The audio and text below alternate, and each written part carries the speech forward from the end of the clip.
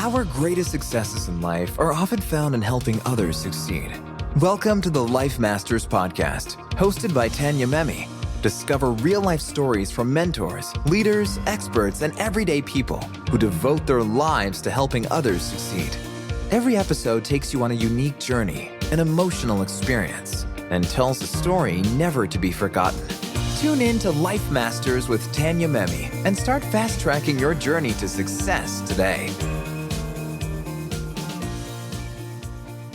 Hi, and welcome back to Life Masters. I'm Tanya Memme. So today on the show, we have somebody very special to me, Tim Storey. He is an author, a speaker, a life coach, and somebody that I've known for a few years now. Yes, and we're friends. And we're friends. Yes. And you have grown to be and become this incredible human being, and which is one of the reasons why I wanted to talk to you on Life Masters, because I want to know, Yes. where did this all begin?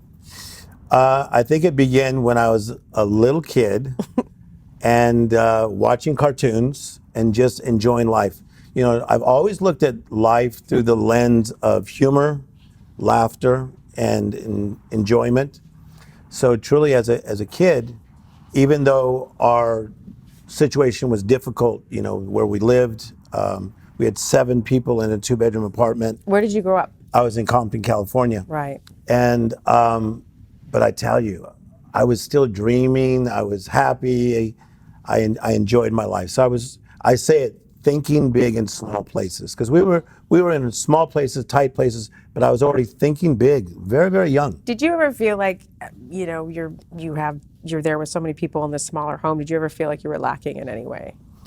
At that point, I did not. Right. Until I got exposed to other people's homes. Right.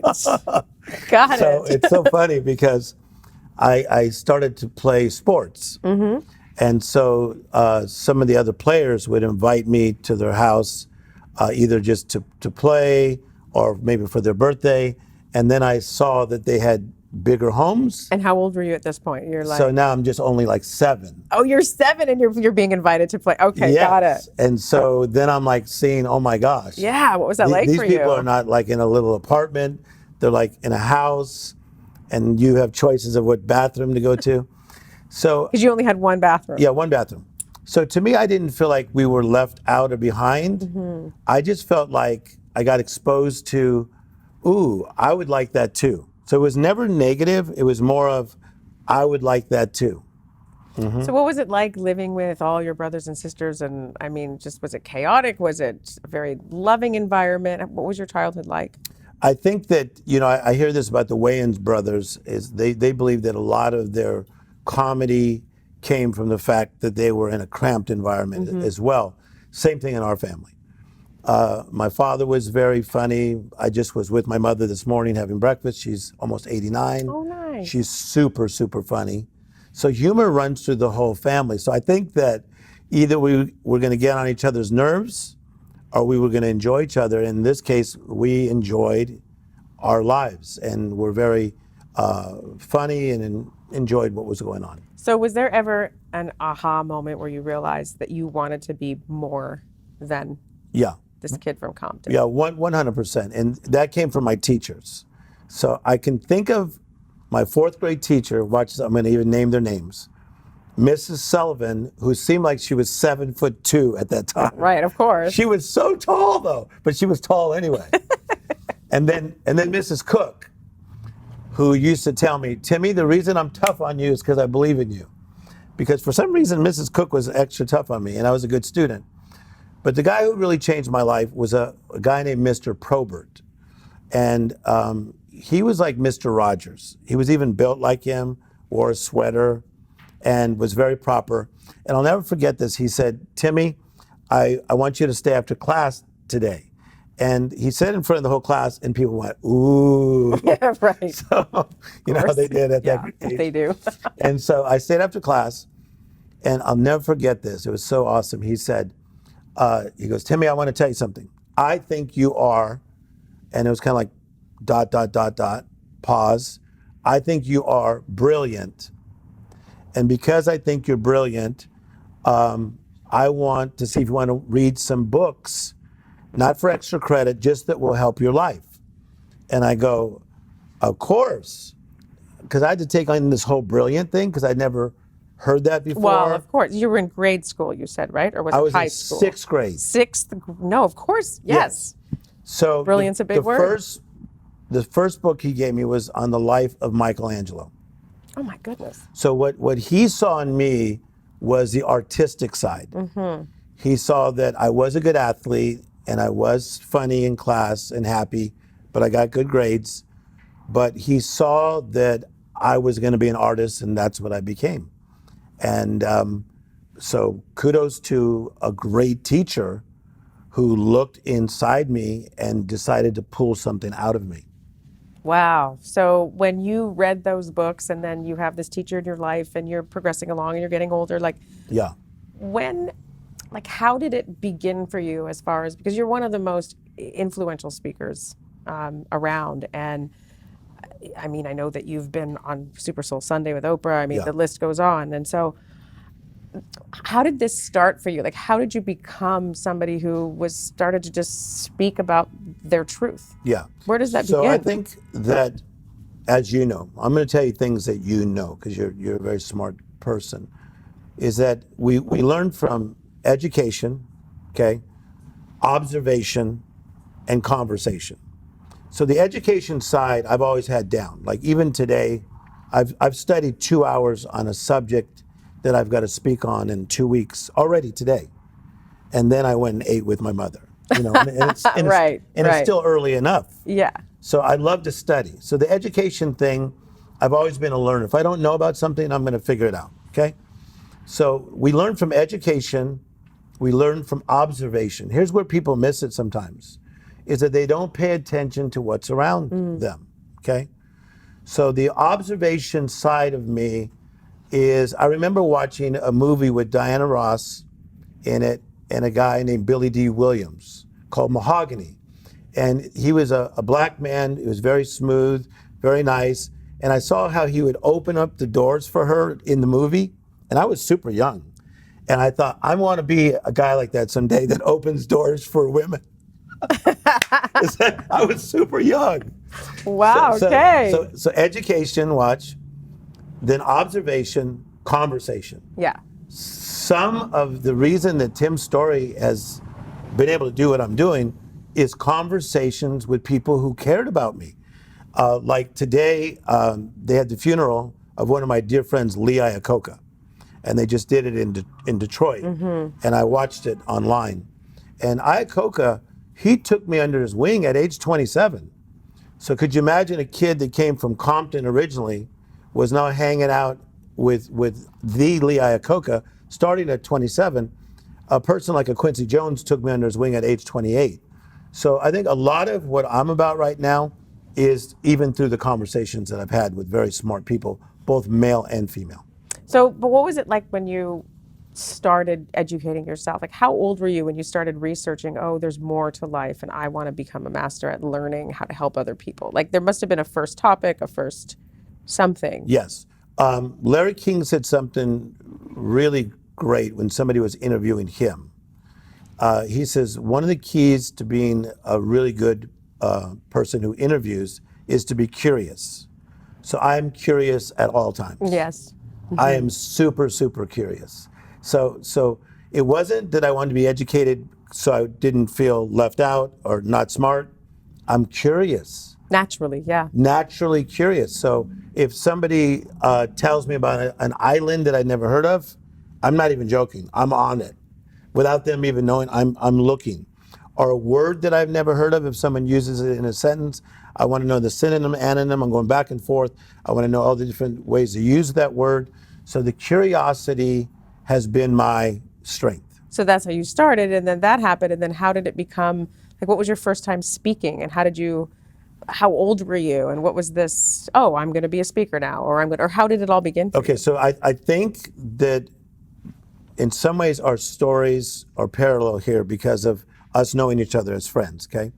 So when you got into the pageants and you won, your life just started to shift. Yeah, it did. And so what happens is that it was a series of break after break after break after break that led to this like huge breakthrough. And I love how Oprah, she quotes me on this, and she even put me in her new book on this, about that life is not one big break. It's a series of little breaks that lead sometimes to a massive breakthrough. That's very true. And so what happened is that in becoming educated at inspiring people, it started off at YMCAs, boys clubs, inner city schools. But it's not like I had these lofty plans to speak to 85,000 people, which I have at one time, or to get 2,000 invitations a year. That I never saw. I just went through the break.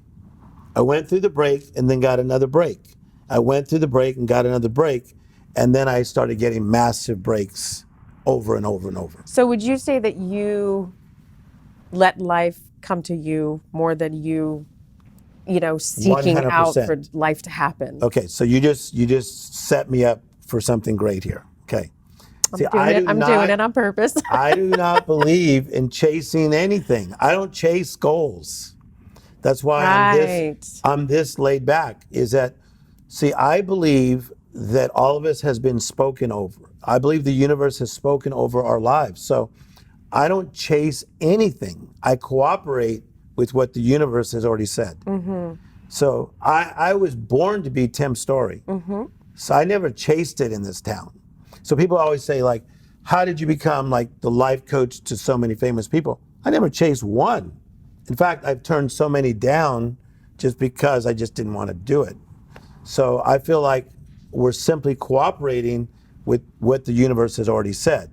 And in order to do that, we need to slow down to the speed of life so we can actually listen. Yeah, you talk a lot about that, actually, about Yes. just being still. Yes. And then allowing life to come your way. I know a lot of people suffer, and I've had moments in my life too where things might not be going the way that you, or the habits that you had in the past are not working now. Yes. And you're seeking and trying and trying. I mean, I'm sure that you work with people like this all the time. Yeah, but I'm working so hard and I'm trying to make this happen. I'm doing everything I can. Why does it happen for some and not others? And what do you think about the whole work thing? Like you work hard and then you get. Yeah. Right? So I think that part of it is getting better. So if I work with a client, it's never trying to get you from A to Z. It's to get you from A to B. I want you just to get better, okay? So if you weren't good in relationships, get better in 2019. Get better in 2020. If one of your children is having trouble and you want me to work with them, I'm not trying to just save the kid overnight. I want them to get better, because better is an amazing thing. Better makes you feel better. And when you start to feel better, things begin to shift. So that's how I look at life. And it's a saying that I've been saying for years, that, you may not be what you want to be, but thank goodness you're not what you used to be. So if you look at your life of you in your 20s, right? Look how much growth you've had. If I look at my life at where I am right now, I've grown a lot. And so I'm okay with that. Yeah. I'm okay with the process. So what would you say was one of your biggest, whether it be spiritual or emotional or whatever it is, obstacles that you've had to overcome in your life? Yeah, I would 100% say divorce, because I think that for me, I waited, to get married. I was 25, but because of going to seminary, I lived a different type of life than most people. I was almost like a monk. So I waited till I was 25. I married into a very powerful family. So I remember talking to my father-in-law and saying to him, I want to marry your daughter. And, I was having this talk and him saying what an outstanding young man he thought I was. And then to have a talk with him 10 years later and say, we've been going to marital counseling for 3 years and it's still not working. What came with that? Shame, guilt, regret, confused. And it took me a long time to get through that, because See, divorce means divided force. So you had force, and now you have divided force. So even if you don't get along, that divided force, it hurt. And I really didn't know how to handle it. I really didn't. I didn't do that well through it emotionally. So how does somebody like you, who now helps so many other people, how do you get through these emotional blocks that you deal with because you're human? Yes. So one of the good things about failing is that it gives you the opportunity to begin again more intelligently. So that's what Henry Ford said, okay? So failure gives you the opportunity to begin again more intelligently. So when I realized that I did not have the tools to get up properly from the divorce, because I'm kind of private, so I didn't discuss it with people. Even though I had a therapist, I hardly discussed it with my therapist. Right, which happens a lot though. Yeah, he It would does. say like, how are you doing? I'd say, great. Great, that's it. Great. So, and meanwhile, he knows Yeah. that you're there for a reason. Yeah, and I'd leave an hour later, I was still all wounded. So, so me at this stage of my life, I'm realizing that to be vulnerable is okay. To not be okay is okay. To be left when I want to be right is okay. So I wish I had known that then, but I know it now, and I've become a really great ex-husband. I just talked to her last night. I talked to her probably 3-4 times a week, and we, my children are older now, but we co-parent to the children, and so it was a hard lesson, but a lesson that I learned a lot from. Yeah. Yeah. So you talk a lot about, in order to go right, you're going to go left. Like Yes, your yes. life is going to go left in order to go right. Right. So share that philosophy. Okay, so the thing is, I feel that every morning we wake up, if you were to go to social media first, you're going to see a lot of things where people are posting that life is so right. Yeah. Okay? I'm in Europe, I'm feeling it. My hair is great, everything's happening, right? Okay. But those are the ones that have like the millions of followers Yeah. too. It's never the So- ones that are like, my life sucks, right? Yeah, so to be right is to be germane, apropos, in the groove, in sync. So we are just pushed with the right so early in life. But sometimes life is left, as we both know. Rejected, forsaken, it didn't work, we got disappointed. So I started speaking a message about 22 years ago. Sometimes you got to get left before you get right. Right. And to be left, sometimes you feel set on the left and you feel like you've now settled on the left. But then I threw in another one, but you can learn to get seasoned on your left that will cause you to soar right. And so I feel that is the strength of Tim Storey, is that I got so seasoned in my pain. I got so seasoned. Like I learned how to communicate with people. I'm empathetic more than I've ever been. Because you've had other tragedies I know happen in your life too. Because of the pain and the tragedies and the things that I've seen. Mm-hmm. And so those things on the left became a library and a sanctuary. A library of learning and a sanctuary of depth. But I'm not going to interview the person interviewing me, but I've got that from you in our conversations too. And challenges in your life, it took you deep, even spiritually, where you went into a deeper place and got even a stronger foundation. Yes. Yeah, so the Definitely, left helps you to get right through the library and the sanctuary. Yes, and I think it also helps you become more in touch with who you really are. 100%. Because you have nothing else to, Yes. grab onto that's false, because we're all. But so with that philosophy, like, when would you say, I know that you had the divorce and you've had some tragedies in your life. What is it like? Like, what was it like during one of those moments for you to sort of finally get out of it? And how did you do that? Like, what were some of the tools that you used? Yeah, so I think part of the tools is, number one, you have to you have to become awake.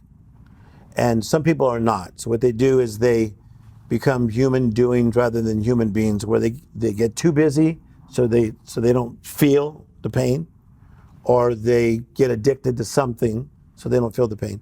So number So one, they're running in a way, like They're they're running. just, and a lot of people are doing things. You're saying they're busy, so it's not.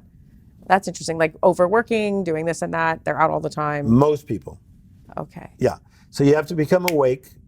And then number two is you become aware. So I become awake, and now I got to be aware of my surroundings. And then the number three is you got to take inventory. And you got to get real with what your life is really about. Like, okay, Tim, you're a really good motivational speaker. That's why everyone's asking you to speak. But you obviously have some intimacy issues because you will not even open up to your therapist. Funny, right? Well, no, but it makes sense. And so, like, what do you do? What are tools that you use? Okay, well, you're saying that you become aware, and then Awake, and then you take inventory, and then you now have to partner with people who are stronger than you in that area. interesting. And that's where I've become a pro. I'm really good at this. Like, if I don't know something in finances, I'm not afraid to ask. If I don't know something about insurance, I'm going to ask somebody about that too. If everybody is vegan now, I want to know why they're vegan. So I am open to look for help. And you know what I find is a lot of men are not. No, that's true. Yeah. I am. I'm open. I need the power of partnership. And if I'm in quicksand, I need somebody to help Get me you out. Yeah. It seems like, though, there's a lot of people out there that are willing to help, but they either want to be paid Yeah. or they want to be, there's always like some kind of thing attached to it. And it's hard because there's a lot of people that feel like they've hit rock bottom. They don't have the money and they don't have. So was it that you hired people to help you, or a mixture of both? You just really touched something that's powerful, because it's a bit of a pet peeve of mine, is that, when I got into what I do, I see myself first as a humanitarian more than a speaker who makes a lot of money to speak. I'm a humanitarian. I gave my life to help change people's lives, 75 countries of the world. The first time I ever got paid $50 to go speak at some youth retreat, I tried to give the guy the money back, okay? So I never had a mindset about the surplus, about the money. So this idea that everything is for hire really does wear me out. Yeah, because I think that the motive, right, is so important. And so, obviously to coach with me, there is a price, but the people that coach with me are usually men who make a lot of money, and they should pay, because at least I know they're going to show up on time. When they weren't paying, they didn't show up on time. Yeah, but I know you well enough to know that you also coached enough people back in the day, or even once in a while you might take somebody on who's really, really struggling. Still, that's what I was just going to tell you right now. Yeah. I would say 30% of my coaching, I still do gratis, and I'm constantly making hospital visitations to people that I hardly even know. Someone will say, Tim, sorry, this is weird, but my cousin's a big fan of yours, and he is at Cedar Sinai. I go, oh, that's wild. I got to go right down the street. I'll go see him. This is constant. This is constant. Yeah. This is my life. Yeah. So what makes you, where in your life, or what time in your life, or what makes you want to be a person of service to others? When I saw somebody that was hurting worse than me, and So that must have been way a while ago. Yeah. way back. And so when my father passed away when I was 10 years of age, he passed away in a car accident. He was going through a green light. Someone runs a red light, hits my father, he dies. I'd never heard my mother cry. She's so strong, okay? And so when I heard my mother cry, it was not a good feeling. Whoa, But then I heard her cry again the next night, and then the next night. And something in me started being open to the cry of hurting people. Isn't that a wild thing? Well, it's a cry I've heard it too, and it doesn't leave you. Right. So in so many situations, whether I'm just going into a 7-Eleven to go get something, and there's somebody hurting and they're asking for money, but I know there's something more, and I know I can help. Or the fact that I'm doing so many things like with prison reform that I do, and helping with the homeless, which I think you do as well. I'm open to the cry of hurting people because I understand that pain. Because you've been there. 100%. Wow. So do you, when people are in that pain, is often when people come to you,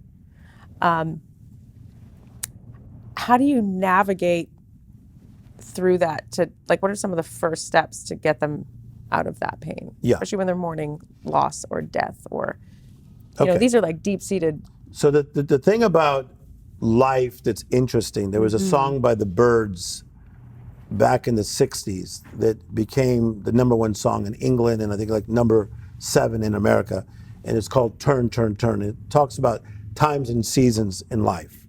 There's a time to laugh and a time to cry, a time to be silent and a time to speak.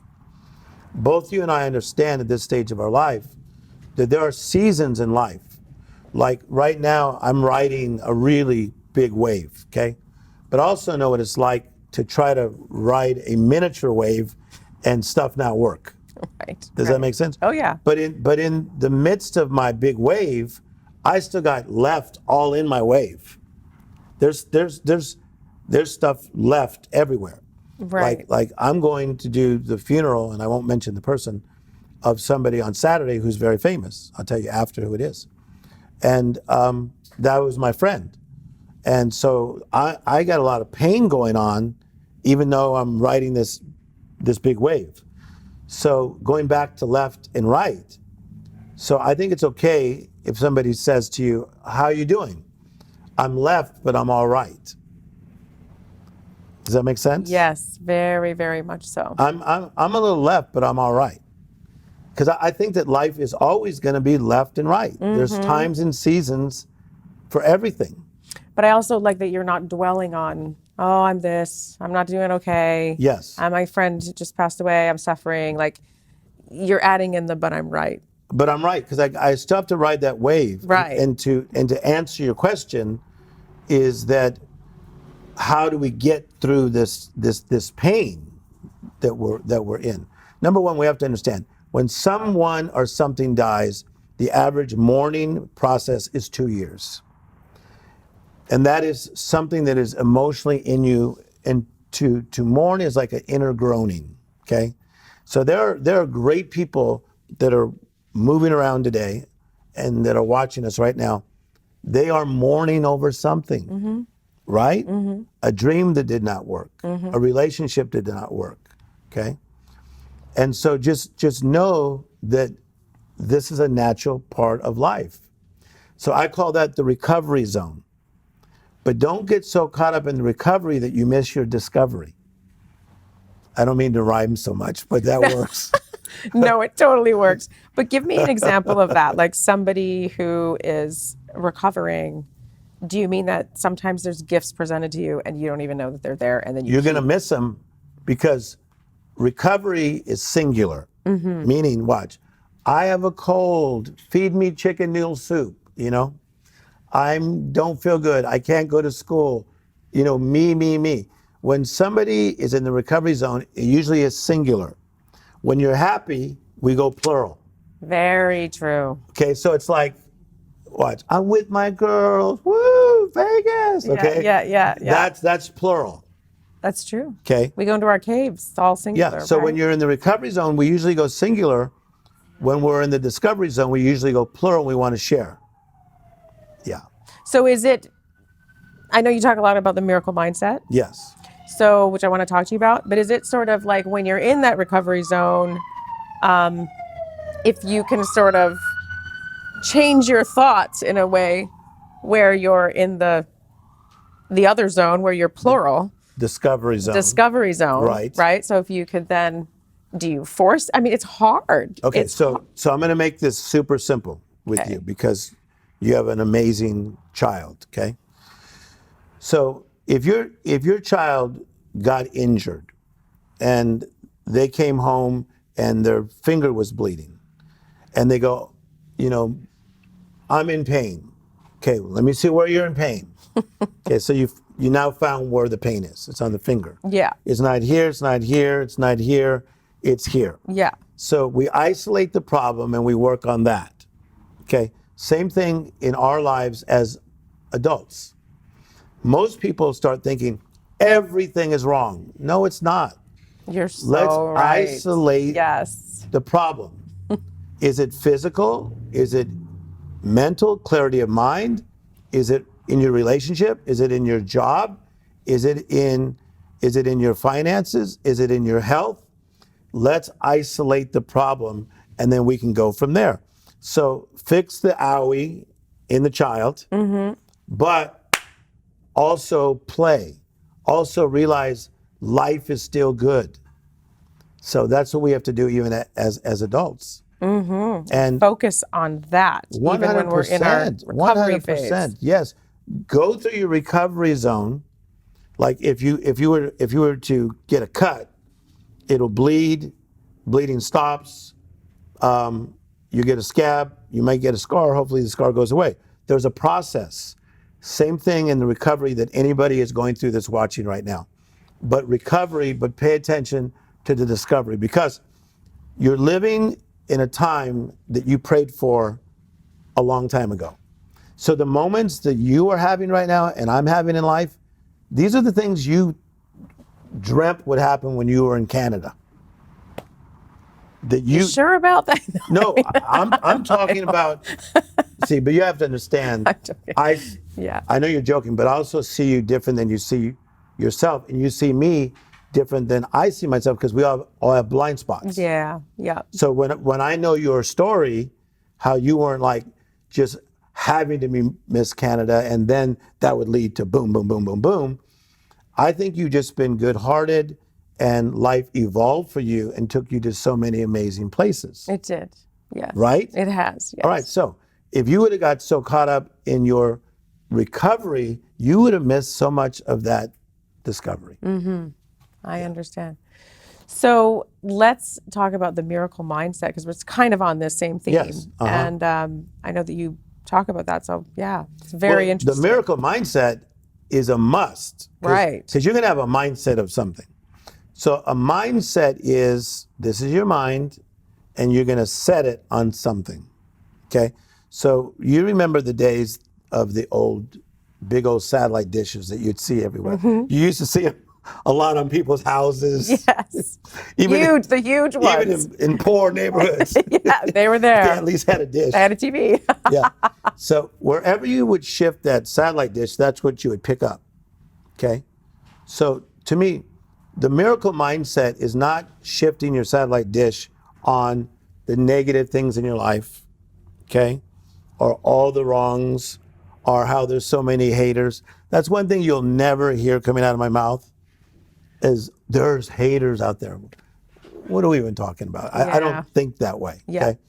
So the miracle mindset is having a supernatural, magical, extraordinary mindset that you so fill your mind and your spirit with goodness that it comes out of your pores. No matter what's going on in your life. No matter what. So already I do like this prayer meditation thing every day. So I've already read all these positive affirmations. I've already meditated and prayed. So I have so filled myself full of a certain mindset that I promise you that no matter what happens through the day, I'm going to handle it. Very, very nice. It's a mindset. It is a mindset. So like, let's say, because you travel and I travel, okay? And you even had a travel show, didn't you? I did. And on that travel show, were there ever delays in your flights? All the time. Okay, so if you don't have the right mindset, you're going to go, oh, this is the last thing I need. I wasn't like that at all. Yeah, you're right. Not me. You're so right. You know what I'm thinking? Oh, it's going to work out. Yeah. I can now call people. I could return calls. I could read this book that I'm now reading. Nice. I'm going to go hide in the lounge. Boom. Because it's very seldom when we freak out. Yes. There's actually something on the other end of that. Like, you weren't going to be late for something, and even if you were, it would end up working out. It's Yeah. like, don't get caught up in all of that stuff. Exactly. So the miracle mindset, I say, is your VIP pass to anywhere. I honestly believe that my mindset is one of the things that takes me to all these places that blow me away. Nice. Oh, And yeah. there I'm is- living way over my head. and you're enjoying it. Yeah, I am. Because I know that there's also talk about, science behind it too. Yes, it's the truth. Yeah. That is the truth. Yeah, So I'm 100%. I mean, there's people that don't even have faith in God, and they're getting healed of cancer just because of their mindset. they're healing their own They bodies. just see themselves getting better. Yeah. They see themselves out of a situation. Oh, yeah. I'm very into visualization. And I see myself in certain places. And then when it manifests, it's almost deja vu. I love that. Oh, no. I saw myself as one of Oprah's really great friends. Like For years, like you just knew. But we're great friends. Yeah. We're not just like, we're really good friends. But I saw that was going to happen. I just did. I would watch her on TV and I go, oh, that's funny. I can't wait to talk to her about that. And I had never even met her. It's interesting because some of the biggest successes I've had winning Miss Canada and being on television for so many years, I long time. saw it too. Clear Yes. as day. There was no plan B. Yes. That was the plan. Yes. And it's funny how crystal clear you get. Exactly. So what that should do is build your confidence on what you see in the future can really, really happen. But is it becoming crystal clear on that? Is it knowing exactly what you want? What if you don't know and you're like, well, this could happen, or maybe I want that, or what do you do with people that don't really know where their next chapter in their life? Okay, so do you mind if I rhyme again? No. Okay. Love it. Rhyming has made me a lot of money. I remember, it sure has. That's how we remember things. Okay, so some things you decide, some things you discover. People are tripping too much on the whole decision thing. See, life is like a diner, and it is like a restaurant where they'll bring you the menu and then you have to look at what they have and you have to decide. But people are trying to rush order their lives. Like, is this relationship going to work? Or should I take that job? Oh my God, I'm so stressed. Some things you decide, but some things you discover. Sometimes you just have to wait on it and just go, wow, I'm not ready. Can you come back to the waiter or waitress, right? Yeah. And just give me a beat. Give me a moment. Don't you like this? And I think your dream has a voice, and silence yourself and let that dream start talking. I'm at this stage of my life, I'm really led by right here. Yeah. Amazing. Yeah. And is it a feeling for you, like when you know it's the right decision, you feel it here Okay. more than, do you know what I mean? Because I do Of feel here and I course. feel here. And But let's get back to parenting just for a second, because Sure. I have 2 kids. yeah. Is that the more I got to know my children when they were young, the noises that they made, I knew what was going on. If they were arguing with each other, I knew if it was a big argument or a small argument, right? Or if they cried, I knew if it was a serious cry Yeah. or not so serious. Would you agree? Yes, Yeah. Okay. So I feel like over time, even with ourselves, we are learning to manage ourselves and also hear what our heart is trying to tell us. Try so much so. Isn't this powerful? It is, but it's the confusion behind it sometimes kills me. It's Yes. like, is it my heart? Is it not? Am I being? You don't know. How do you know it's your But heart? let me tell you what I like that you do, because I know some things you do. You are willing to get away and go do things. Like, I'm going to be away for a week. I'm going to this retreat. Who are you going with? I'm going by myself. Yeah, I've done a lot of that. Okay, Yeah. this is so important because life is like a battleground. You can't just stay on the battleground. You got to go to the holy ground, then the battleground, then the holy ground, then the battleground. Most people stay on the battleground, the battleground, the battleground. Way too long. It's hard to hear in the midst of this LA traffic. I've got to go to a holy ground, whether it's the mountains, whether it's the beach, whether it's just a quiet place, whether it's sleeping in and not feeling guilty. Definitely, you got to go to that quiet place. And that's how you become more connected with your heart. 100%, because again, your dream has a voice and it's trying to communicate, but you keep turning down the volume with all this other stuff that's going on in your lives. Like I clearly told a guy yesterday, I will call you back at 5 o'clock because I am coaching people until that. And he kept calling me and calling me and calling me. So then I said, it must be emergency. So I called him back and I said, did you hear the message? He says, yeah, but I really need to talk to you now. It wasn't even an emergency. It's just the way he is. And so here's what I'm learning more and more. To quote Stephen Covey, somebody else's urgent is not necessarily ours. So when somebody is crying urgent, doesn't mean we always have to answer the phone. Of course. And that's creating boundaries too, which I'm sure Yes. you talk about that too. So where you are in your life right now, what's one of the things that you're working on as Tim Storey within yourself? I want to be even more present and help people that are trying to cope with what they're going through. And I learned that from a lady named Jean Stone. She's well known in Beverly Hills. Her husband was a writer, and she was like 72 when she told me this, and I was only 28. And she said, Tim, in the midst of all your charisma, pay attention to people that are hurting and they're coping. Everybody's coping with something. And I feel like there's a lot of good people that are really hurting. And I want to be even more present to pay attention so I can help them. So what do you do to become more present? I stop, I look and listen, that I'm really in the moment, that when I'm with that person, I'm with that person. Yeah. If I'm eating lunch with them, I'm not texting somebody else, that I'm truly like right here. And I'm becoming very good at this. My 6th grade teacher, Mr. Probert, he'd be proud of me. Perfect. Well, listen, I could go on forever.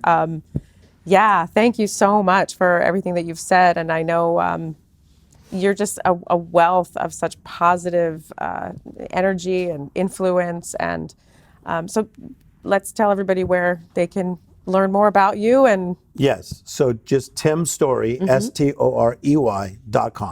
So timstorey.com, and they can find out about our Instagram, Facebook, and all the things we do.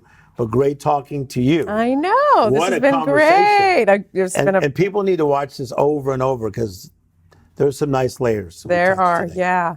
Where can we see you speaking next? Where are you So going to be? I speak, all over the place, all over the world. So just on timstorey.com. And then I still do my monthly Beverly Hills event that I do. That's really fun. That's really, really fun. Yeah. And you have books and you have all kinds of stuff. Yeah. All kinds of information and literature and more coming out. So, yes. Thank you, Tim. High five. Thanks for coming on the show. You have just listened to another inspiring episode of Life Masters with Tanya Memme. To access the show notes for this episode or to listen to more shows, simply visit www.tanyamemme.com. Master your own life and be inspired to help others to succeed. Join us again next time here on Life Masters.